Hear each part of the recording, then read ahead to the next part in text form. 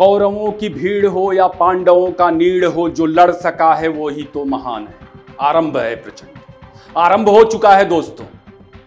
नमस्कार, मैं अनु शुक्ला और आप देख रहे हैं बियॉन्ड बॉर्डर्स। आज हम बात करेंगे पाकिस्तान पर जो भारत की तरफ से किया गया है, उस पर, उसके असर पर, पूरी दुनिया को भारत ने जो संदेश दिया है उस पर बात करेंगे। भारत ने एक ऐसा संदेश दिया है जिसकी गूंज सालों साल बरसों बरस सुनाई पड़ेगी, लेकिन यह आरंभ है। यह वो नतीजा नहीं जो भारत चाहता है दोस्तों।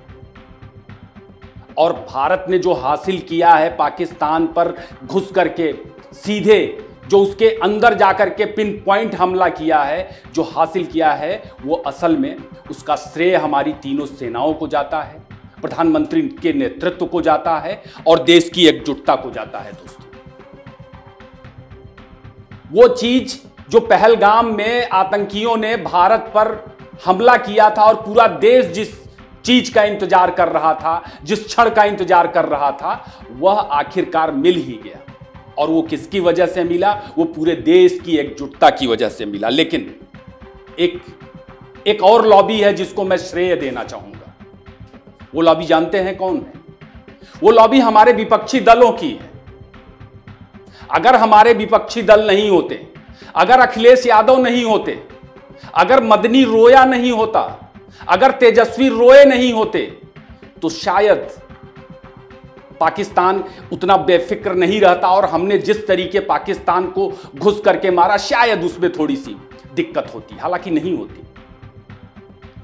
पाकिस्तान इन नेताओं के भरोसे रह गया, संजय राउत के भरोसे रह गया, जिन्होंने कुछ घंटे पहले ही पाकिस्तान पर जो कार्रवाई की गई, भारत के प्रधानमंत्री का, भारत की तीनों सेनाओं का, भारत के सशस्त्र बलों का मजाक उड़ाया था, यह कहते हुए क्या यही तैयारी है?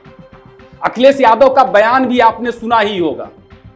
उन्होंने कहा था कि पीओके में हमला करोगे तो चीन भी जवाब देगा। कुछ घंटे पहले का ही ये जो स्ट्राइक हुई है पाकिस्तान के अंदर 9 जगहों पर घुसकर भारतीय वायुसेना ने जो स्ट्राइक की है, उससे कुछ घंटे पहले ही यह बयान आया था। शायद इस वक्त अखिलेश यादव चीन के संभावित हमले की डर की वजह से कहीं बंकर में छिप करके बैठे होंगे। लेकिन मैं श्रेय देता हूं, अखिलेश यादव के बयान को भी श्रेय देता हूं। अगर उनका ऐसा बयान नहीं होता तो हो सकता है कि पाकिस्तान बहुत हद तक चौकन्ना रहता। हालांकि मैं ये बातें मजाक में कह रहा हूं, क्योंकि इस स्ट्राइक से पहले ही राफेल, जम्मू कश्मीर, जो हमारा जम्मू कश्मीर है और उसका, हमारे जम्मू कश्मीर का एक हिस्सा पाकिस्तान के कब्जे में है, वहां हमारे राफेल निगरानी करके आ चुके थे। कुछ नहीं कर पाया था पाकिस्तान को भी, शहबाज शरीफ को भी, असीम मुनीर को भी, बिलावल भुट्टो को भी और ख्वाजा को भी यह बहम भारतीय विपक्ष की तरह था कि भारत कुछ नहीं करेगा, भारत कुछ करने की स्थिति में नहीं है, मोदी कोई जवाब नहीं देंगे, मॉक ड्रिल करेंगे। लेकिन मजेदार है, पूरी कहानी मजेदार है दोस्तों, कि भारत ने दिखाया कुछ और ठोका कुछ और एक बड़ा संदेश दिया है पूरी दुनिया को।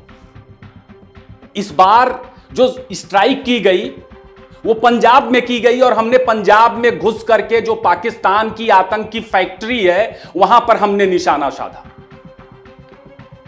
इसकी गूंज पूरी दुनिया में इस वक्त सुनाई दे रही है और दुनिया का कोई भी देश, जो पाकिस्तान के तमाम सरपरस्त देश हैं, जिनके साथ उनका ब्रदरहुड है पाकिस्तान का, जो पाकिस्तान को एटमी ताकत मानते थे और उन्हें लगता था कि नहीं, भारत कुछ नहीं करेगा, और वे भी लगातार इस तरह से भारत को धमका रहे थे कि अगर आपने कोई अटैक किया तो एटम बम लेकर के हमला कर देगा, जवाब देगा। उन सबको भारत ने जवाब दिया है और नए ठिकाने पर जवाब दिया है और यह बताया है कि हम पाकिस्तान को कभी भी, कहीं भी, जहां हम चाहेंगे वहां ठोक सकते हैं और घर में घुस करके ठोकेंगे। भारत ने दोस्तों कुछ और दिखाया। चर्चाएं कहां कहां हम लोग कर रहे थे और ठोका कहीं और। लेकिन जैसा कि मैंने कहा, यह आरंभ है, यह प्रचंड आरंभ है। इसका आगाज, इसका अंजाम आने वाले दिनों में आपको देखने को मिलेगा। जैसा कि पाकिस्तानी नेताओं के बयान में आ रहा है और निश्चित ही हमारे तमाम एक्सपर्ट्स भी इस बारे में बता रहे हैं कि हमें चौकन्ना रहना होगा, क्योंकि पाकिस्तान जो है वो यहां पर रुकने वाला नहीं है। वो कोई ना कोई हरकत, ओछी हरकत, जैसे उसने पहलगाम में की थी वैसी हरकत करने का प्रयास करेगा। किसी नागरिक ठिकाने को जहां हम चौकन्ना नहीं होंगे, हो सकता है कि वहां वो निशाना बनाए। उसने ऐसा किया है, 1965 में किया है, 1971 में किया है। जो हमारे नागरिक समाज, जहां पर हमारा नागरिक समाज रहता है, ऐसे इलाकों पर उसने हमले करने की कोशिश की है और आंशिक रूप से वहां पर नुकसान पहुंचाया है। तो पाकिस्तान ऐसा जरूर करेगा, लेकिन पाकिस्तान ने अगर ऐसा किया दोस्तों, तो एक बात मैं यहां गारंटी से कह सकता हूं कि पाकिस्तान का धुआं धुआं हो जाएगा। ये जंग की शुरुआत भर है, क्योंकि भारत ने इस बार पूरे पाकिस्तान का जो खेल अब तक चलता रहा है, उस खेल को हमेशा हमेशा के लिए द एंड करने का मंसूबा बना लिया है। अमेरिका भी कह रहा है, मार्को रूबियो का भी बयान आ गया है कि अगर पाकिस्तान ने पलटवार किया तो ठीक नहीं होगा, उसे अंजाम भुगतना पड़ेगा। भारत के जितने मित्र देश हैं वो इस वक्त भारत के साथ खड़े हैं और दमखम के साथ खड़े हैं। रूस जैसे मित्र देश हर संभव मदद करने के लिए, भारत की जो जरूरतें होंगी उसको पूरा करने के लिए तैयार है। पूरा देश तैयार है। भारत ने हमला करके दोस्तों पूरी दुनिया के जिहादी कट्टरपंथी जो ताकतें हैं उनको संदेश भी दिया है। आप प्रेस कॉन्फ्रेंस देखिए जो इस हमले पर भारत की तरफ से की गई, उसे 2 महिला अफसरों ने संबोधित किया।